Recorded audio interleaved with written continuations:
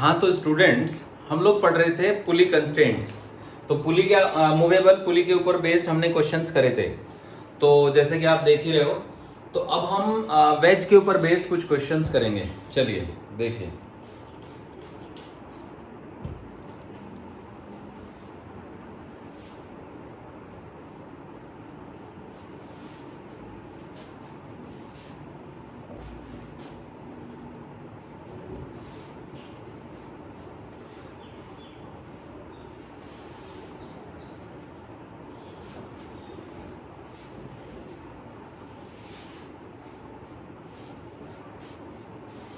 देखो बच्चों, तो क्वेश्चन ये है कि ये हमारे पास एक वेज है।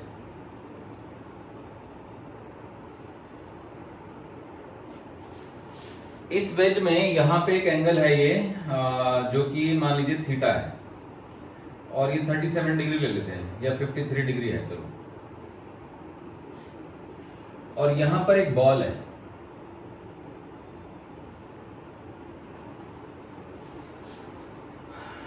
तो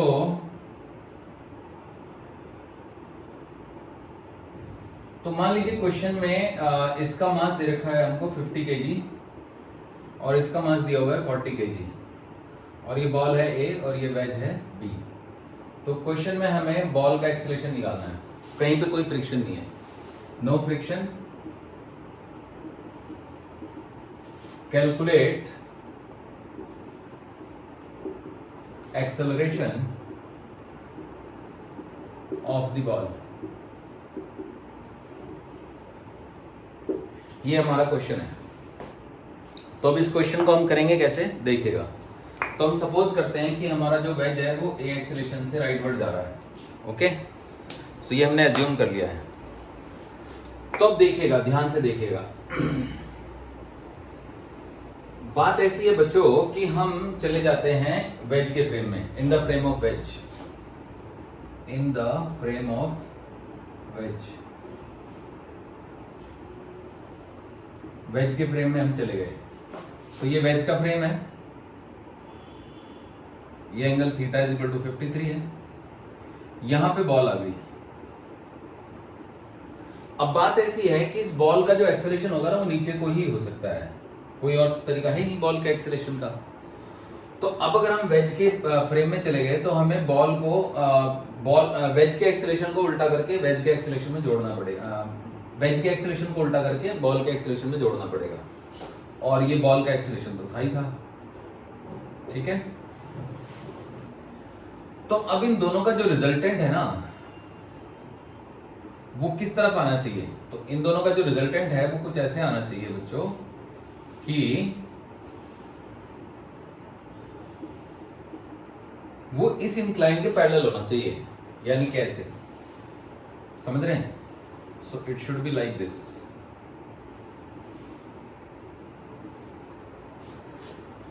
तो जो नेट एक्सेलरेशन बनेगा वो इंक्लाइन के पैरेलल बनेगा। मतलब अगर ये एंगल थीटा था तो ये वाला एंगल भी थीटा ही होगा।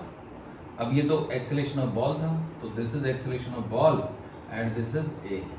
तो आप देख सकते हैं कि इस ट्रायंगल में ये जो पॉइंट है, ये हाइट ए बी है और ये ए है। तो आप लिख सकते हैं कि tan theta is equal to a b divide by a. तो tan थीटा तो tan 53 हो गया, तो tan 53 is equal to a b by a. तो यहां से tan 53 होता है 4/3 which is equal to a b by a. तो यहां से ए बी की वैल्यू आ गई आपकी 4/3 ए। समझ गए ना बच्चों। तो अब हम क्या करेंगे कि अब हम लॉज ऑफ मोशन की इक्वेशन लिखेंगे। मतलब हमको बॉल का एक्सेलरेशन पता लग गया 4/3 ए। तो अब पहले आप बॉल का एफबीडी बना दीजिए।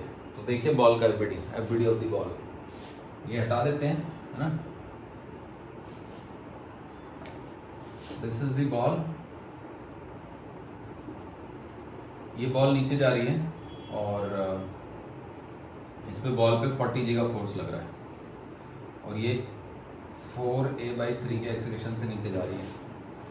एक फोर्स इस पे ये नॉर्मल रिएक्शन का लगेगा ऐसे। ये नॉर्मल रिएक्शन का जो फोर्स होगा ये 53 के एंगल पे होगा, और एक फोर्स इधर को लगेगा नॉर्मल रिएक्शन एंड डैश, जो दीवार की नॉर्मल रिएक्शन है। तो ये n dash is the normal reaction of ball and this n is the normal reaction of wedge. तो ध्यान से देखेंगे n sin 53 n डैश से बैलेंस हो जाएगा। तो n, क्योंकि ये हॉरिजॉन्टल डायरेक्शन जा ही नहीं रही, तो n sin 53 will balanced by n dash. हालांकि इस इक्वेशन का हमें कोई यूज होगा नहीं, क्योंकि हम इसका करेंगे क्या, इसका कोई यूज नहीं है। तो जो हमें यूज है वो किस इक्वेशन का है, तो वो वर्टिकल डायरेक्शन की इक्वेशन का है। ये 40g है और इधर को n cos 53 आ जाएगा। तो 40g minus n cos 53 is equal to 40 into 4a/3।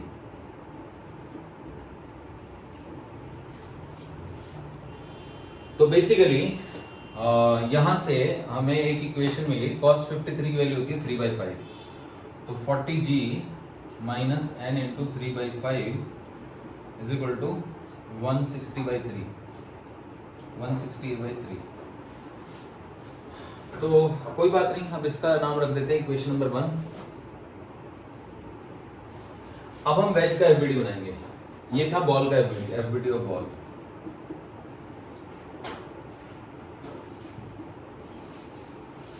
अब एफबीडी ऑफ वेज बनाते हैं। तो कहाँ पे बनाएं, यहीं पे बना लेते हैं, इधर ही है ना। देखिएगा एफबीडी ऑफ वेज,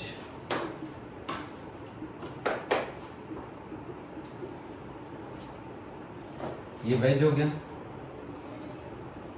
तो वेज पे एक फोर्स लगेगा 50g नीचे को, एक लगेगा नॉर्मल रिएक्शन n नॉट और एक लगेगा ये n। ये n जो है वो वर्टिकल से 53 के एंगल पे होगा,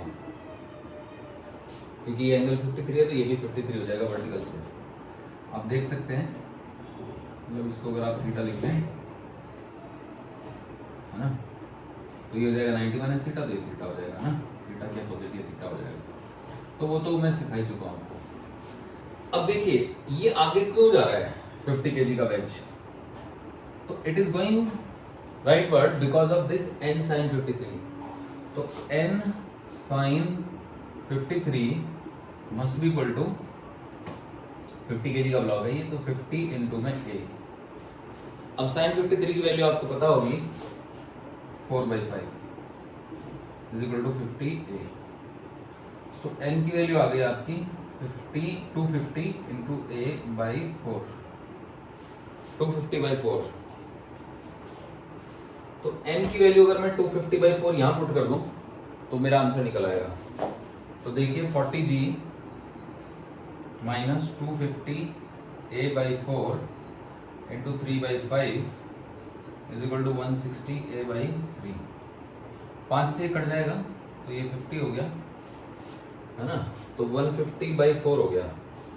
सो दिस गिव्स मी 40g, देखो 50 इंटू 3 150a/4 और ये 160a/4, so that is 160a/3 plus 150a/4, है ना। तो एलसीएम ले लेंगे 12, तो ये हो गया 40g is equal to 12 LCM, ये 640a plus 450a, so that comes out to be 1090a। a comes out to be 12 4 480g divided by 1090। एक जीरो तो काट ही सकते हैं एटलीस्ट हम, तो 48/109, so a comes out to be 48g/109। अब ये a जो है ना, किसका एक्सेलेरेशन आया, ये a आया एक्सेलेरेशन ऑफ द वेज। तो हमें तो एक्सेलेरेशन ऑफ बॉल चाहिए, तो इसका 4/3 करेंगे। तो 48 इंटू 4/3 16 4 64। तो acceleration of the ball is 4/3 into a, है ना। देखो वो रिलेशन था ना, a vertical is equal to a tan 53। तो acceleration of the ball will be 4/3 into 48g/109। 3 से काट देंगे 16, 16 4 the 64, so acceleration of the ball is 64 g by 109. तो आप समझ सकते हैं कि ये जो आंसर है ये g से तो छोटा ही है, तो वो सही है, g से छोटा ही आंसर आना चाहिए था. So in this way we have done this question. Okay, तो ये काफ़ी अच्छा क्वेश्चन था और मुझे लगता है आपको समझ आ गया होगा. ठीक है बच्चों, चलिए इसको आप नोट कर लीजिए.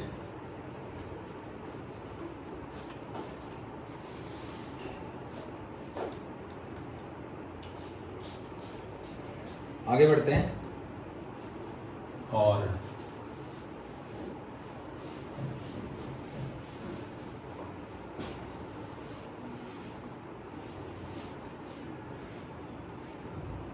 एक और ऐसा ही क्वेश्चन करते हैं. ठीक है,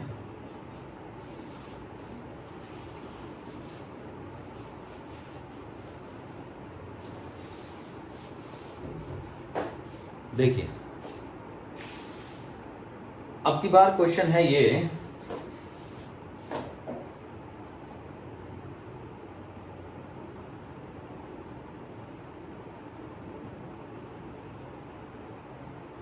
यहां पे एक ब्लॉक है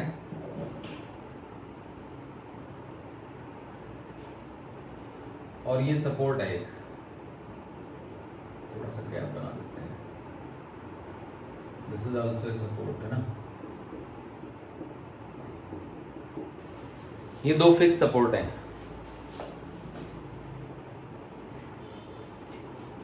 ओके, तो अब की बार हमने इस पे इधर से एक फोर्स लगाया है F इज इक्वल टू 500 या 50 न्यूटन है ना. और ये हमारा जो ब्लॉक है, ये ब्लॉक है मान लीजिए 30 kg का और ये है मान लीजिए 10 kg का.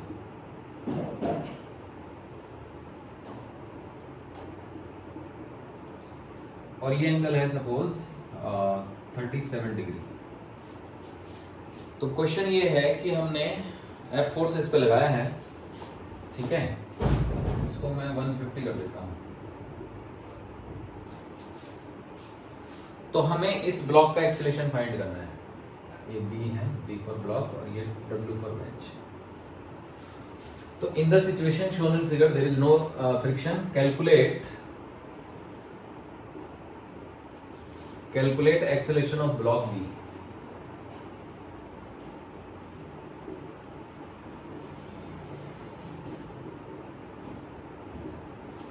ठीक है बच्चों, तो अब हम ये मान लेते हैं कि जो ये वेज है वो A नॉट एक्सेलरेशन से लेफ्ट आ रहा है.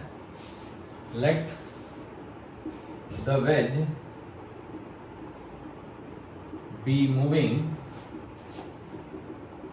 Towards left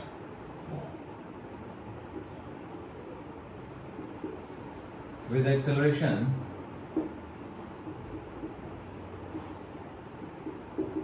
A. वेज जो है वो लेफ्ट मूव कर रहा है विद एक्सेलरेशन A. ठीक है,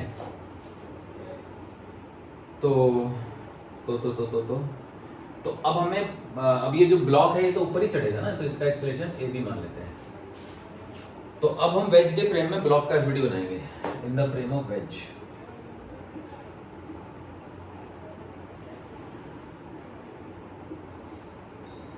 वेज के फ्रेम में चले गए हम.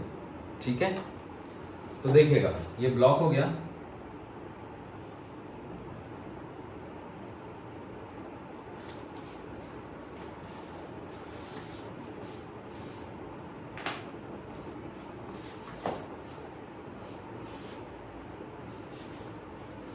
ये हो गया ब्लॉक. तो ये ऊपर जा रहा है AB एक्सेलरेशन से. ठीक है, तो जब हम इसके फ्रेम में जाएंगे, समझ रहे हैं बच्चों,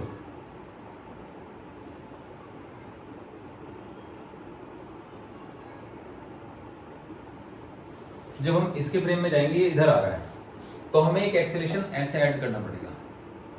this is AB and this is A.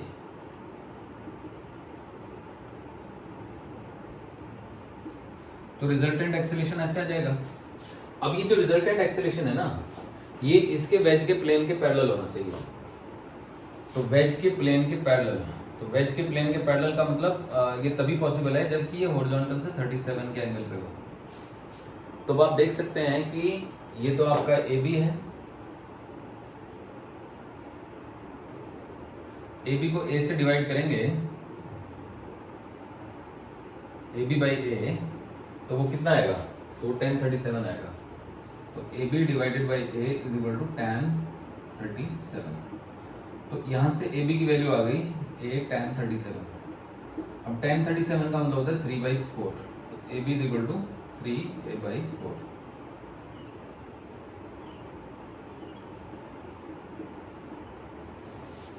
समझ गए बच्चों यहाँ तक?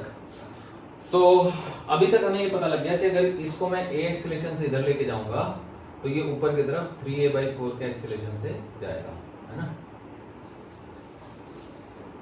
अब आगे बढ़ते हैं। अब हमें एफबीडीज बनाने पड़ेंगे। तो पहले हम ब्लॉक का ही एफबीडी बनाते हैं। वैसे तो ब्लॉक का एफबीडी बना हुआ है, बट ग्राउंड फ्रेम में बनाएंगे। ये जो ब्लॉक का एफबीडी बना हुआ है ना, ये इस फ्रेम में बना हुआ है, तो हमें ग्राउंड फ्रेम में बनाना है। ये in the ground frame, FBD of block in ground frame, है ना।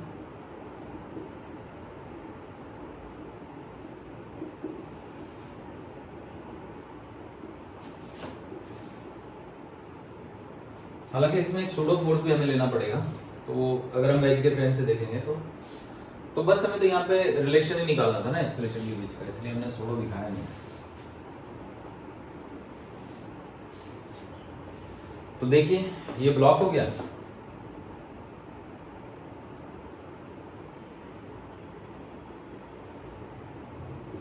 इस पे एक फोर्स लगेगा एम इस तरफ, ठीक है, और एक लगेगा एम जी इस तरफ,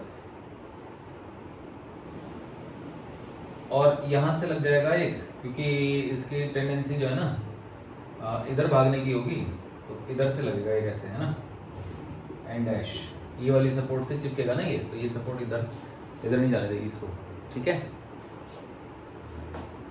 तो ये वाला एंगल तो 37 ही रहेगा। तो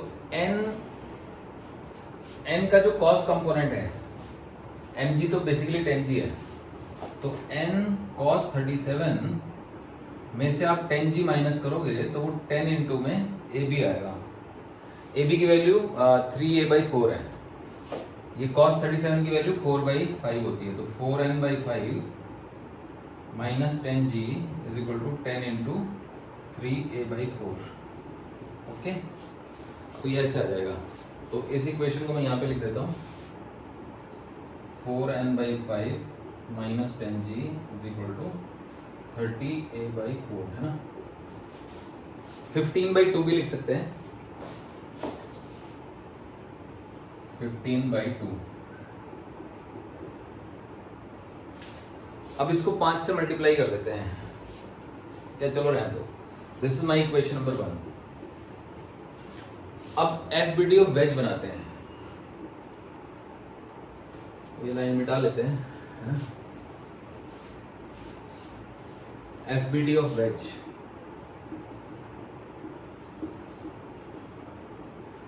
तो वेज वेज वेज वेज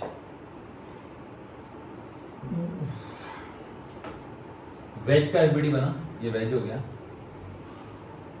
तो वेज पे नीचे से एक नॉर्मल रिएक्शन लगेगी एन नॉट, इधर से एक नॉर्मल रिएक्शन लगेगी एन, और इधर से एक फोर्स लगेगा एफ। ओके, तो लगेगा।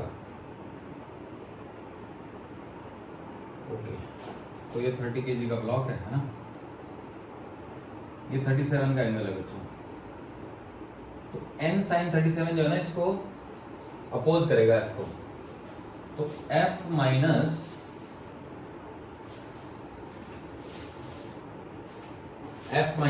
n sin 37 is equal to 30 into a, ये बनेगी इक्वेशन। थोड़ा सा इधर सरका लेते हैं इसको, है ना। देखो ये तो f लग गया, नीचे से n नॉट लग गया, ये 30G लग गया, है ना, ये तो शो ही नहीं कर रहा मैं, और ये n लग गया। ये वाला एंगल जो है वो 37 है। ये n और ये n है ना, ये एक्शन रिएक्शन फोर्सेस है, क्योंकि ये वही n है, ये वो n है जो वेज ने ब्लॉक पे लगाया, और ये वो n है जो ब्लॉक ने वेज पे लगाया, ठीक है ना। तो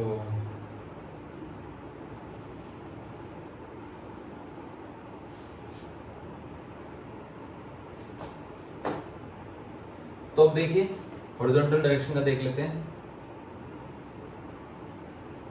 ये 37 का एंगल है ना। हॉरिजॉन्टल डायरेक्शन में F लग गया, F minus n sine 37 is equal to 30 into a। Left की तरफ आ रहा ना ये एक्सीलरेशन से, तो F is 150, so 150 minus n into 3/5 is equal to 30a। तो n की वैल्यू क्या आ गई, 3n/5 की वैल्यू आ गई 150 माइनस 30a, और इधर से आपका 3 से डिवाइड कर दो इसको, है ना, 3 से तो डिवाइड हो जाएगा, तो n/5 की वैल्यू आ गई बच्चों 50 माइनस 10a, इक्वेशन नंबर 2। और यहाँ से n/4 की वैल्यू निकाल लेते हैं, 4 से डिवाइड तो होगा नहीं, 4n/5 की वैल्यू आ गई हमारी 10g प्लस 15/2a, है ना। तो n/5 की वैल्यू आ जाएगी, n/5 की वैल्यू, या इसमें से 4n/5 की वैल्यू निकाल लेते हैं, तो 4n/5 की वैल्यू आ गई 200 माइनस 40a। अब ये 4n/5 की वैल्यू उस 4n/5 के इक्वल पुट करनी पड़ेगी, ठीक है। तो देखिए करते हैं पुट, तो 200 minus 40a is equal to 10g plus 15/2a। इसको 100 कर देते हैं 10g को, है ना। तो this is 100 which is equal to 40 plus 15/2 into a, तो 85/2a, तो 200 is equal to 85a, so this gives me a is equal to 200/85।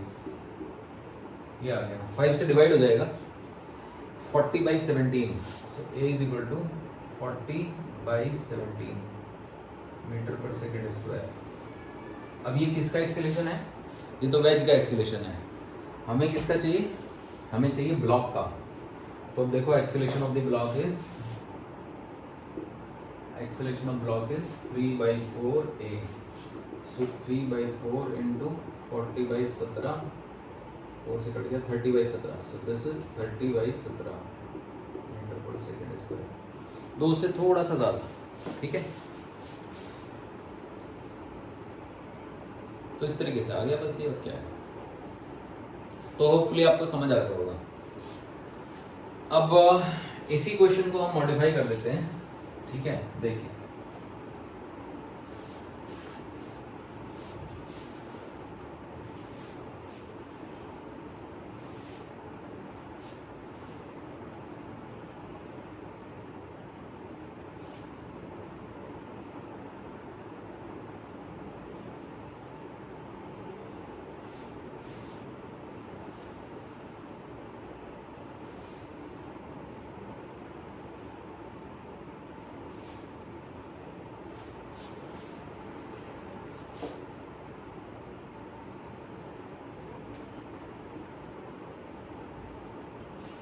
देखो बच्चों,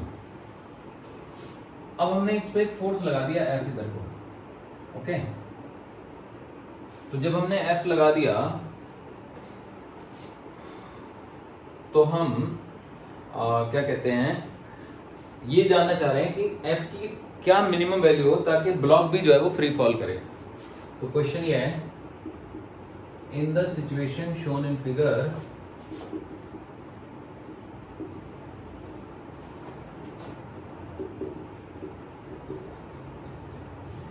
find the minimum value of F so that the block falls freely. बात ऐसी है कि अगर आप इसको थोड़ा कम फोर्स से खींचेंगे तो ये इसको चिपका रहेगा और इसका एक्सेलेरेशन जी नहीं होगा। थोड़ा ज्यादा फोर्स से खींच लेंगे तो यहाँ पे गैप बन जाएगा और एक्सेलेरेशन जी हो ही जाएगा। तो क्वेश्चन ये है कि कितना सुटेबल, कितना मिनिमम फोर्स से खींचे हैं ताकि ये एग्जैक्टली जी के एक्सेलेरेशन से नीचे आए। तो अब देखिए ये अपने आप में एक बहुत बढ़िया सवाल बन गया, इसको सॉल्व करते हैं। तो फ्री फॉल के लिए सॉल्यूशन ये है, for free fall acceleration of block will be g. अब आप याद करो कि ये हमारा जी हो गया है ना, तो अगर हम इसके फ्रेम में जाएंगे तो ये उधर जा रहा होगा है ना। तो जैसे कि हम जानते हैं कि ये ब्लॉक है,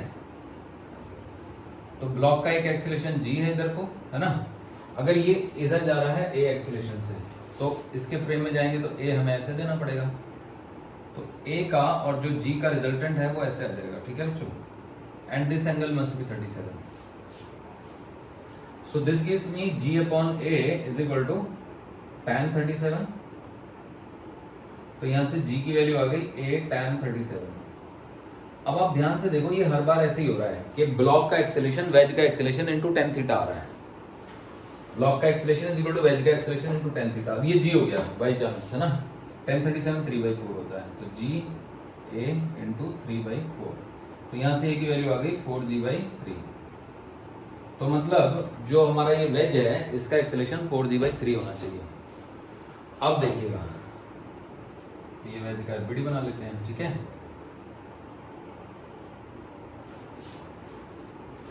तो ये 37 डिग्री का एंगल है, ये एफ लग गया। अब इंपॉर्टेंट बात ये है कि यहाँ पे एन 0 कर लिया हमने, क्योंकि फ्री फॉल का मतलब होता है एन 0। इन दोनों के बीच में कोई नॉर्मल रिएक्शन नहीं होना चाहिए, क्योंकि आपको फ्री फॉल चाहिए ना। तो यहाँ पे जो है ना 30G का फोर्स नीचे को लग गया, और ये नॉर्मल रिएक्शन का फोर्स ऊपर को लग गया, है ना, नीचे से ग्राउंड से जो लग रही है। तो हॉरिजॉन्टल डायरेक्शन में तो एक ही फोर्स है, और एक्सेलेरेशन हॉरिजॉन्टल डायरेक्शन में हमको पता है इसका ए। तो F is equal to 30 A, यानी F is equal to 30 into में 4g/3। 3 से 3 कट गया 10, है ना। 10 4 40, 40g। F is equal to 40g, यानी कि F is equal to 400 newton. तो अगर आप यहाँ पे 400 का फोर्स लगाते हैं, समझ रहे हो बच्चों, तो ये जो है फ्री फॉल करेगा। तो इवन अगर आप 300 भी लगाएंगे तो फ्री फॉल नहीं होगा, और अगर आप 500 लगा देंगे तो भी ये फ्री फॉल करेगा। बस ये इसका कांटेक्ट टूट जाएगा, बस, और क्या है। समझ गए बच्चों? तो होपफुली आप लोग समझ गए। चलिए अब हम आगे बढ़ेंगे और आपको एक और सवाल देंगे। देखो,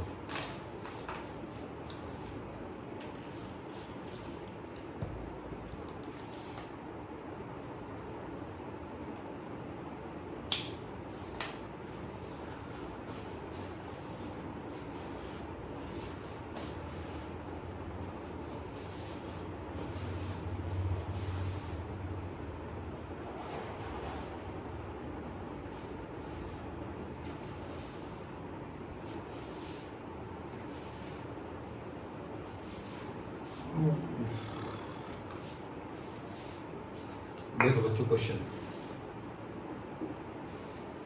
क्वेश्चन ये है, इन the situation shown in figure find the value of F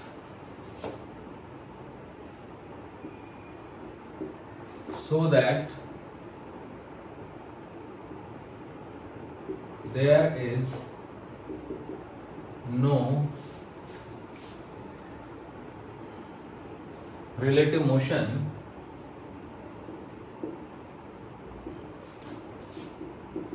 between the block and the wedge। Wedge के और ब्लॉक के बीच में कोई रिलेटिव मोशन ना हो, उसके लिए आपको वैल्यू ऑफ एफ बताना है, ठीक है।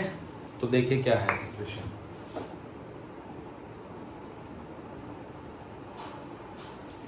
ये एक वेज हो गया और यहाँ पे एक ब्लॉक हो गया।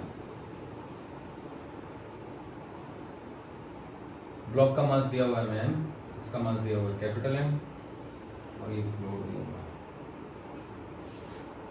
This is the floor. Okay बच्चों, यहाँ पे एक एफ लगाया हुआ है, ये एंगल दिया हुआ है थीटा, ठीक है। तो देखिए फिर करते हैं सॉल्व।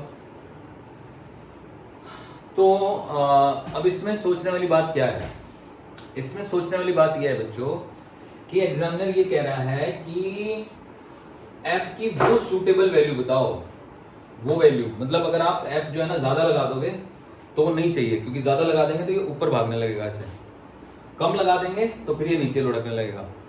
तो कुल मिला के ऐसी सूटेबल वैल्यू ऑफ f बताना है ताकि ब्लॉक के और वेज के बीच में कोई रिलेटिव मोशन ना हो। अब जब कोई ये कहता है कि कोई रिलेटिव मोशन नहीं है तो इसका मतलब स्पष्ट होता है कि वो ये कह रहा है कि इन दोनों का एक्सेलेरेशन इक्वल है। तो मतलब यानी अगर मैं ब्लॉक का एक्सेलेरेशन इस डायरेक्शन में a ले लूं तो वेज का भी a होगा। अगर दोनों का इक्वली एक्सेलेरेशन होगा तो there will be no relative acceleration, so there will be no relative acceleration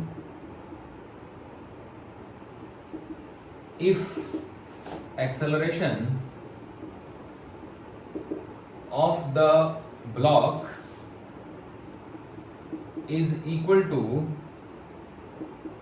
the acceleration of the wedge।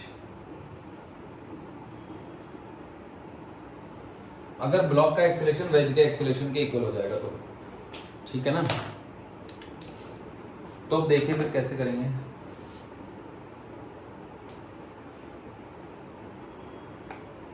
तो अब जब दोनों के एक्सेलरेशन है इक्वल तो हम दोनों को एक सिंगल सिस्टम मान सकते हैं। तो taking both A and B, है ना, मान लो ये ब्लॉक है और ये वेज है, वेज का नाम ये है, taking A and B as system.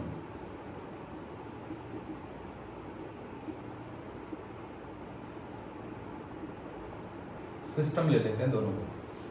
तो अगर हम दोनों को एक सिस्टम ले लेंगे तो हम ये कह देंगे कि देखो f is equal to small m plus capital M into a, या फिर a is equal to f divide by small m plus capital M, ऐसे हम बोल सकते हैं।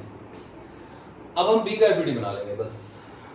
तो थोड़ी जगह कम है तो मैं ये मिटा रहा हूँ, ठीक है। देखिए एफबीडी ऑफ ब्लॉक ग्राउंड के फ्रेम में, FBD of block in ground frame, है ना, ग्राउंड के फ्रेम में ब्लॉक का एफबीडी। तो ये ब्लॉक हो गया, ये एम मास हो गया। अब इस पे एक नॉर्मल रिएक्शन लगेगी ऐसे। अब ये नॉर्मल रिएक्शन वर्टिकल से थीटा एंगल पे होगी। इसको मैं समझा देता हूँ। कभी आप कहो कि सर ये कैसे आप ले लेते हो वर्टिकल से थीटा एंगल पे। देखो ये पॉइंट हो गया, ये थीटा हो गया, तो नॉर्मल रिएक्शन जो है ना सरफेस के नॉर्मल लगानी है आपको। अब यहाँ पे एक वर्टिकल लाइन बना दीजिए, ठीक है, इस लाइन को पीछे हटा दीजिए। तो याद रखिए ये एंगल पूरा 90 डिग्री है ना, ये 90 है, दूसरा भी 90 है। तो अगर ये एंगल थीटा हुआ ना तो ये एंगल 90 माइनस थीटा होगा, ये वाला। अब अगर ये 90 माइनस थीटा होगा तो क्योंकि ये तो पूरा 90 है ना, तो फिर ये थीटा हो जाएगा, और अगर ये थीटा होगा तो फिर ये भी थीटा हो जाएगा, समझे ना। तो जो नॉर्मल रिएक्शन है वो वर्टिकल से थीटा एंगल पे लगेगी। तो अब नीचे कोई स्मॉल एम जी लगेगा, small M N cos theta को स्मॉल एम जी के इक्वल रख देंगे। क्यों? क्योंकि वर्टिकल दिशा में तो कोई मोशन हो ही नहीं रहा है। और जो एन साइन थीटा है वो इसको आगे बढ़ाने के लिए, ए एक्सेलरेशन से ब्लॉक भी तो जा ही रहा है ना, तो जो एन साइन थीटा है वो एम ए के बराबर कर देंगे। तो अगर मैं इन दोनों को डिवाइड कर दूं तो यहां से क्या आ जाएगा, तो यहां से आ जाएगा tan थीटा जो कि a बाई जी हो गया। तो यहां से a की वैल्यू आ जाएगी g tan थीटा। तो a की वैल्यू g tan थीटा इसमें डाल देंगे। तो g tan theta is equal to F by छोटा एम प्लस बड़ा एम। एफ की वैल्यू आ जाएगी small m plus capital m into g tan theta.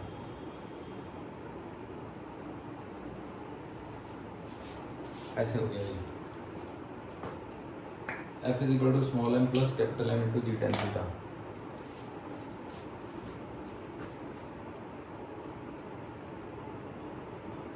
तो मुझे लगता है आपको समझ आ गया। ठीक है बच्चों, तो चलिए आगे बढ़ते हैं और एक और सवाल करते हैं, है ना।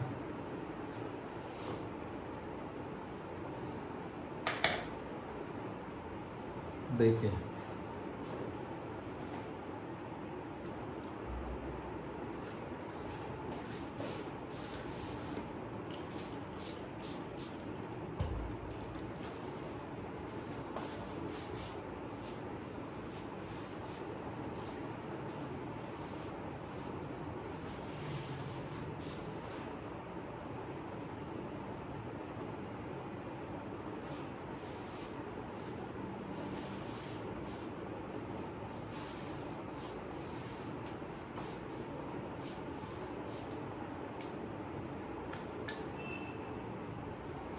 देखिए बच्चों,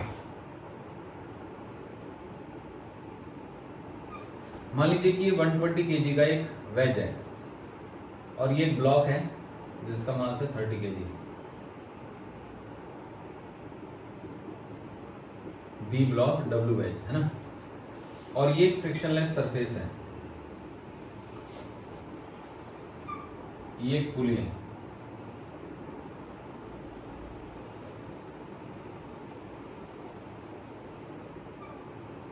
ये कैपिटल एम है। तो क्वेश्चन ये है कि कैपिटल एम की वैल्यू बताओ ताकि 37 डिग्री ले लेते हैं। Find the value of capital M so that there is no relative motion between the block B and the wedge W. Find the value of capital M so that there is no relative motion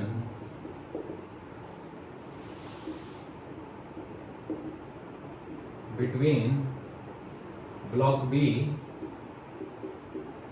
and wedge W। ये question है, तो चलिए इसको solve करते हैं।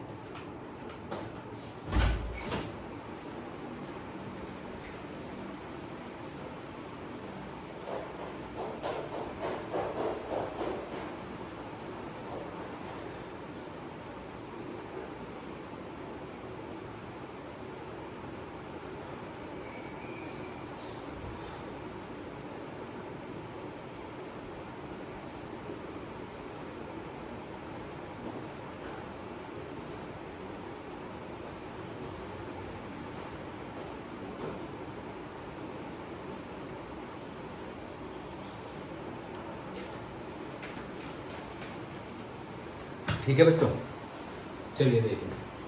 तो मान लीजिए दोनों ए एक्सेलेरेशन से जा रहे हैं, तो ये भी ए ही एक्सेलेरेशन से जा रहा होगा ऑब्वियसली।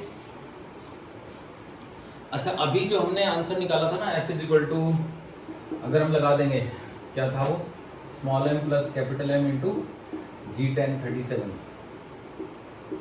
तो अगर हमने ये लिख दिया तो हमारा आंसर गड़बड़ हो जाएगा। मतलब स्मॉल एम की जगह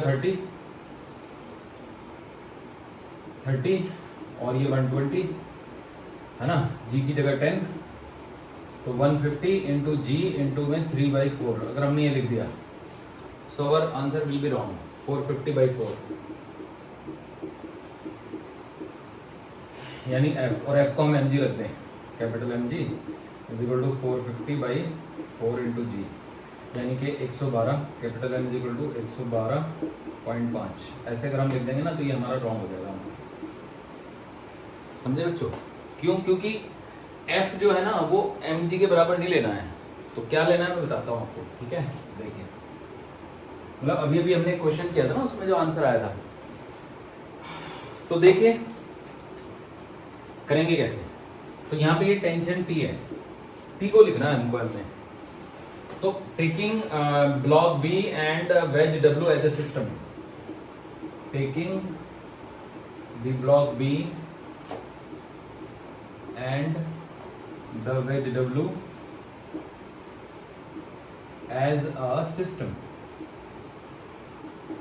अगर हम इनको एक सिस्टम ले लेंगे, ठीक है, तो फिर हम लिख सकते हैं कि T is equal to 150A, ये लिख सकते हैं, क्योंकि दोनों का वेट जोड़ जाड़ के 150 आएगा, तो 150 लिख देंगे दोनों को जोड़ के। ओके, तो ठीक है। चलिए अब इसकी इक्वेशन लिखेंगे। तो capital MG minus T is equal to capital M में, ये हो गया। तो अगर मैं ऐड कर दूं तो capital MG is equal to 150 plus capital M into A, तो दैट इज ओके। तो यहां से A की वैल्यू आ गई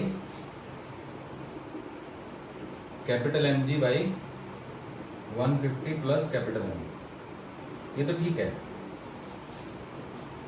दैट इज परफेक्ट, इसमें कोई दिक्कत नहीं है। अब A कितना होगा ये निकालना पड़ेगा हमको, तो इसके लिए हम B का FBD बनाएंगे, FBD of B with in the ground frame, है ना, FBD of B in ground frame.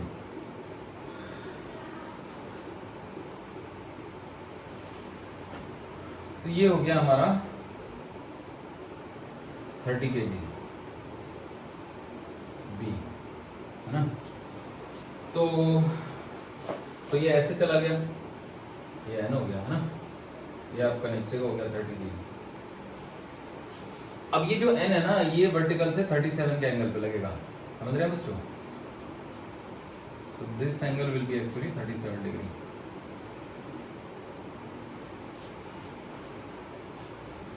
तो हम क्या करेंगे, हम ये करेंगे कि n sin 37 को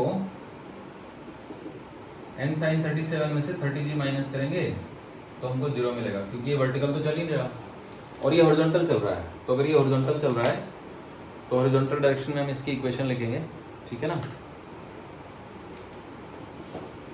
तो n cos 37 है इज इक्वल टू 30a, यह रहेगी। अब इन दोनों को डिवाइड कर देते हैं, तो डिवाइड करेंगे तो tan 37, इसको इधर लिख लेते हैं, है ना, इज इक्वल टू 0। डिवाइड करेंगे tan 37 is equal to g by a। तो समथिंग वेंट रॉन्ग, हाँ यहाँ पे cos आना था और यहाँ पे साइन। तो जब इसको इससे डिवाइड करेंगे तो a बाई जी आएगा इधर, है ना। तो a की वैल्यू आ गई g tan 37, a is equal to, यहाँ से देखो, g tan 37, tan 37 होता है आपका 4/5, है ना, 3/4, सो दिस इज 3g/4, यहाँ डाल देंगे, है ना। सो 3g/4, देखो इस इक्वेशन में डाल देते हैं। a की ये वैल्यू है, एक की ये वैल्यू है, दोनों a को इक्वेट कर देंगे ना। तो 3g/4 is equal to mg/150 plus m, g से g काट देते हैं, इसको इधर ले आते हैं, तो 450 plus 3m is equal to 4m, ठीक है। तो यहाँ से m की वैल्यू आती है 450 kg। तो ये जो ब्लॉक है ये 450 kg का होना चाहिए, ऐसा है।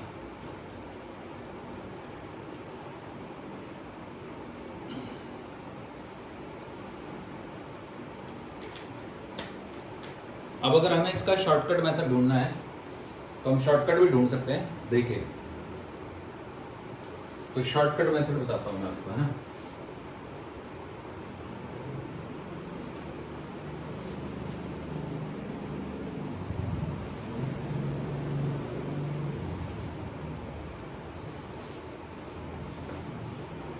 तो शॉर्टकट मेथड यही है कि यहाँ पे t लिख लेते हैं। तो mg minus T is equal to M A. और अभी जो पीछे हमने किया था ना, जो F वाला फोर्स था जो हम यहाँ से पुश कर रहे थे, वो T वाला फोर्स बनेगा। तो T must be equal to 30 plus 120 है ना, इंटू जी इंटू में साइन 37 ये आएगा। तो यहाँ से T क्या आया, यहाँ से T आया M minus M into g minus ए। दोनों यहाँ पुट कर देते हैं वैल्यू टी की, टी को टी के इक्वल पुट कर देते हैं। तो 150 जी इंटू टेन था ना ये, तो 1037 into 1037 is equal to m into g minus a. एक की तो वैल्यू डालनी पड़ेगी, ए की वैल्यू वही हो जाएगी जी 1037 ना। अब ये ए ही तो है एक्चुअली, समझ रहे हो ना बच्चों, a is equal to g 1037 डाल देते हैं, g माइनस जी 1037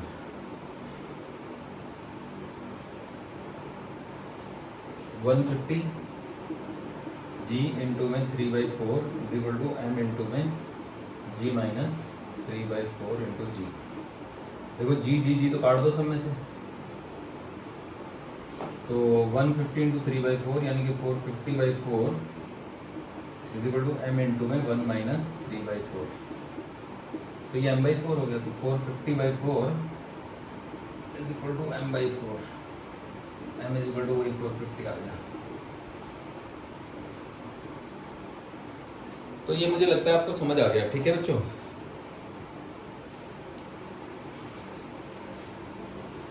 तो चलिए आगे बढ़ते हैं।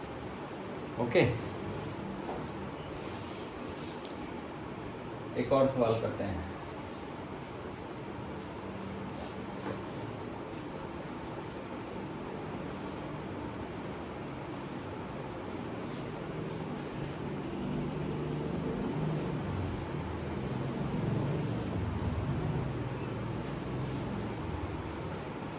देखिए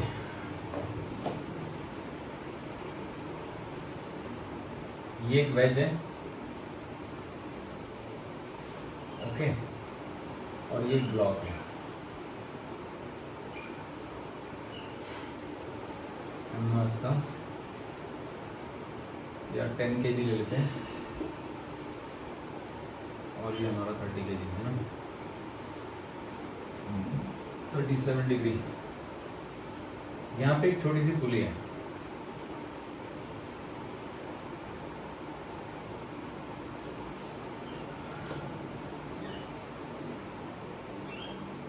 ये ब्लॉक हो गया। तो बस यही सिचुएशन है, इसमें हमको बताना है कि ब्लॉक का एक्सेलेरेशन, वेज का एक्सेलेरेशन कितना होगा, ब्लॉक का भी कितना होगा। ब्लॉक का नाम बी रख लेते हैं, वेज का डब्ल्यू। तो find acceleration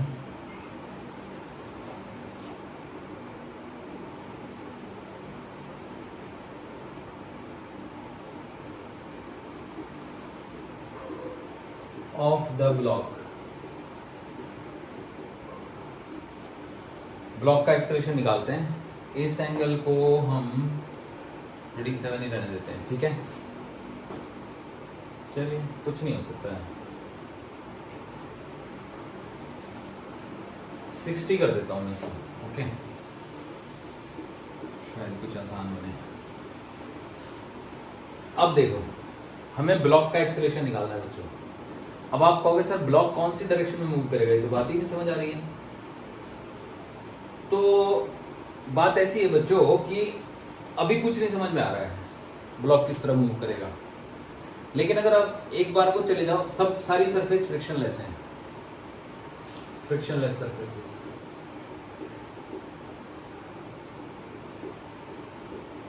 all surfaces are frictionless, है ना, ऑल फ्रिक्शनलेस सरफेसेस।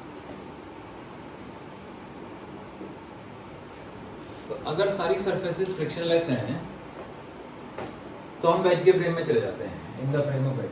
पहले वेज किधर जाएगा, वेज तो इधर ही जाएगा ना, ऐसे ये एक्सेलरेशन से। तो let wedge is moving toward right with an acceleration A. let the wedge is moving towards right with acceleration a.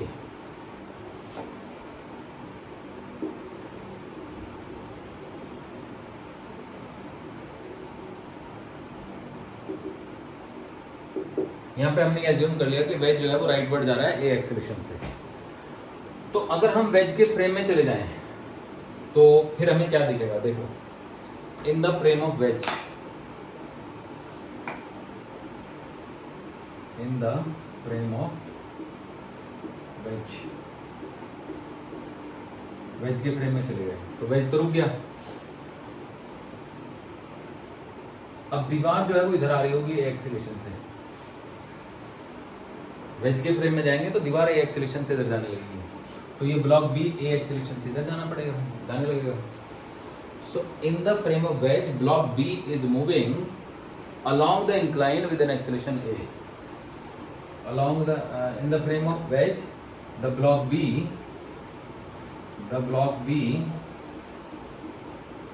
is moving along the incline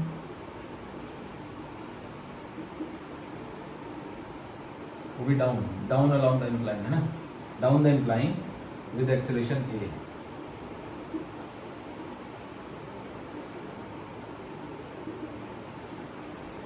अब ये a एक्चुअल में acceleration of the block with respect to wedge है, तो ये निकाल लेते हैं, निकल जाएगा, इसमें कोई दिक्कत नहीं है। तो जब हम वेज के फ्रेम में जाएंगे ना तो एक सूडो फोर्स हमें लेना पड़ेगा, नकली फोर्स। तो ब्लॉक का एफबीडी बनाते हैं, एफबीडी ऑफ ब्लॉक। तो देखिएगा, या यहीं पे बना देते हैं। एक तो ये 10G लग जाएगा ऐसे, एक ये टेंशन लग जाएगी ऐसे, एक ये इधर को लग जाएगा, इधर जा रहा था ना तो ये 10A लग जाएगा ऐसे। ओके बच्चों, तो अब ध्यान दीजिएगा, अगर मैं यहाँ पे एक लाइन बना दूँ ना तो ये एंगल 60 है ना, तो ये वाला भी 60 ही हो जाएगा। क्लियर? अब 10A का जो कंपोनेंट इस तरफ आएगा ना वो होगा 10A cos 60। तो कौन इसको नीचे लेके जा रहा है, तो 10A into cos 60 plus mg का जो कंपोनेंट इसको इधर लेके जा रहा होगा वो होगा 10G इंटू में sin 60, और इसको रोक कौन रहा है, t रोक रहा है, minus T is equal to 10A, क्योंकि डाउन द इंक्लाइन इसका एक्सेलरेशन तो a ही है। तो यहाँ से आपको a की वैल्यू मिल जाएगी इसी इक्वेशन से। तो cos 60 की वैल्यू तो 1/2 होती है, तो ये देखा जाए तो 5A हो गया, तो इधर जाके 5A हो गया, नहीं मिलेगी, 80 तो बच गया अभी। ओके, कोई बात नहीं,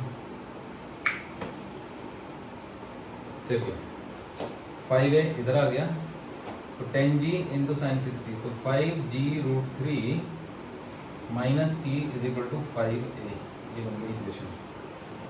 this will become 5A and this goes there, so it becomes 5A।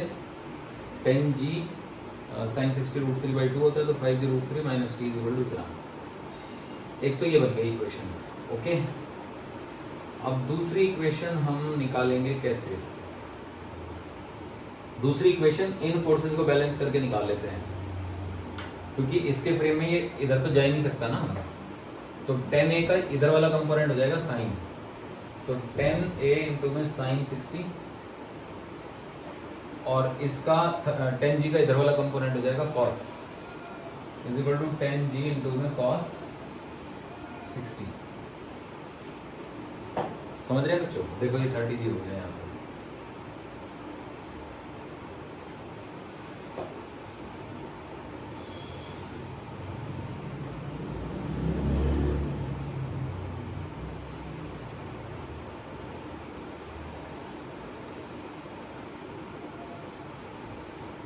ये फोर्सेस तो बैलेंस होंगे ही होंगे, इसमें तो कोई दिक्कत ही नहीं है। ठीक है जी,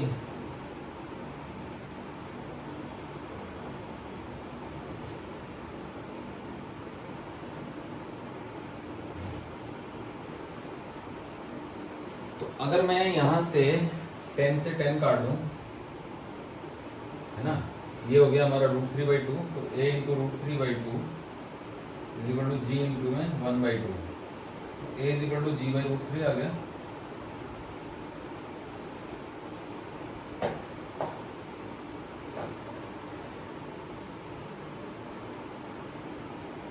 तो अगर मैं a की वैल्यू g/√3 डाल देता हूँ, ठीक है बच्चों, तो ये हो गया 5g√3 minus t is equal to 5/√3 G. तो यहाँ से t की वैल्यू आ गई 5g√3 माइनस 5g/√3। एलसीएम ले लेंगे तो ये 15 हो जाएगा, 15 में से गए 5, 10, सो 10g/√3 t की वैल्यू आ गई।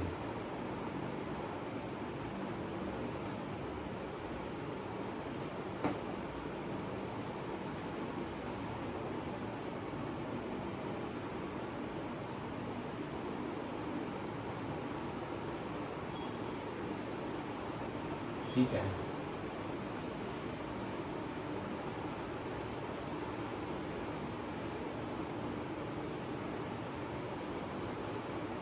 तो कुल मिला के a की वैल्यू √3 g/√3 हो गई, a की वैल्यू इतनी होगी, है ना।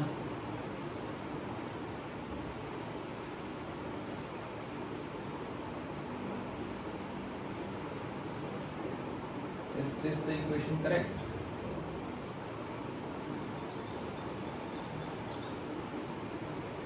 इसके फ्रेम में ये इधर जाता है, ऐसे तो जा नहीं रहा, बट तो ठीक है।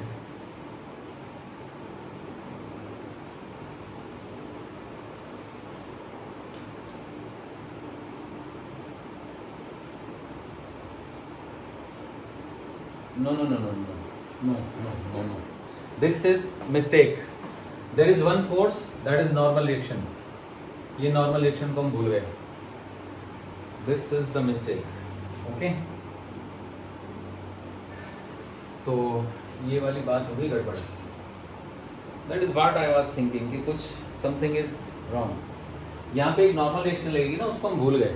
ठीक है बच्चों? तो अब उस नॉर्मल रिएक्शन को भी लेना पड़ेगा. ये नॉर्मल रिएक्शन है, तो देखिए ये 10G है, तो 10G का कंपोनेंट इधर आ गया, 10G इंटू में cos 60, और इसका कंपोनेंट आ गया ये MA, तो N प्लस MA यानी 10A into cos 60 is equal to 10G sin 60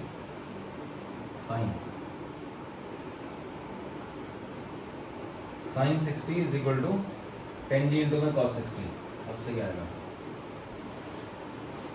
N भी एक आएगा बच्चों, तो देखो N plus 10 into A into में √3/2 is equal to 10G into में 1/2. तो यहाँ से N की वैल्यू हो गई 5G माइनस 5√3A, ऐसे होगी. अब मैं एफबीडी बनाऊंगा वेज का एफबीडी.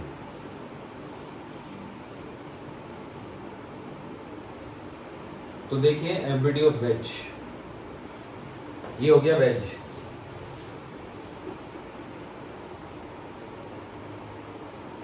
तो वेज पे एक टी इधर को लग गया, एक टी इधर को लग गया, ठीक है, और एक एन ये लग गया.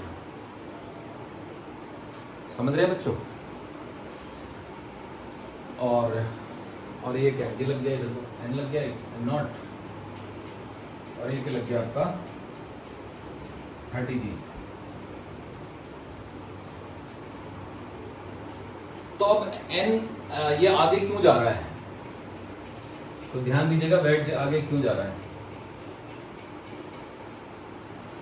तो वेज इसलिए आगे जा रहा है क्योंकि एन का एक कंपोनेंट है ना, ये वाला एंगल तो 60 हो जाएगा ना, एन का एक कंपोनेंट, और ये वाला एंगल भी 60 हो जाएगा. ये आगे लेके जा रहे हैं इसको. तो t माइनस टी cos 60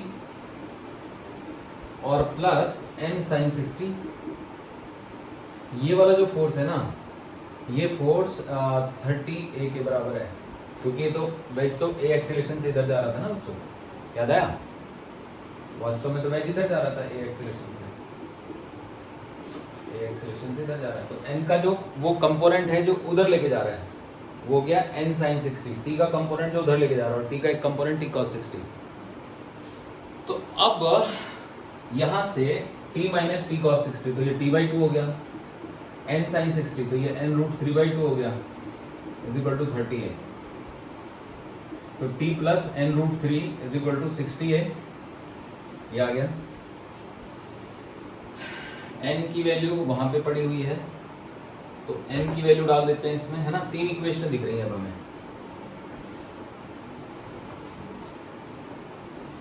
तो देखिएगा n की वैल्यू यहां रख देते हैं, तो t प्लस रूट 3 इंटू में 5g minus 5 root 3a is equal to 60A। So t plus 5g root 3 ये 15 हो जाएगा इज इक्वल टू 75A। तो ये आपका गायब हो गया, है ना। विश्वास ये था ना यहाँ पे, तो 5A 5 है ना।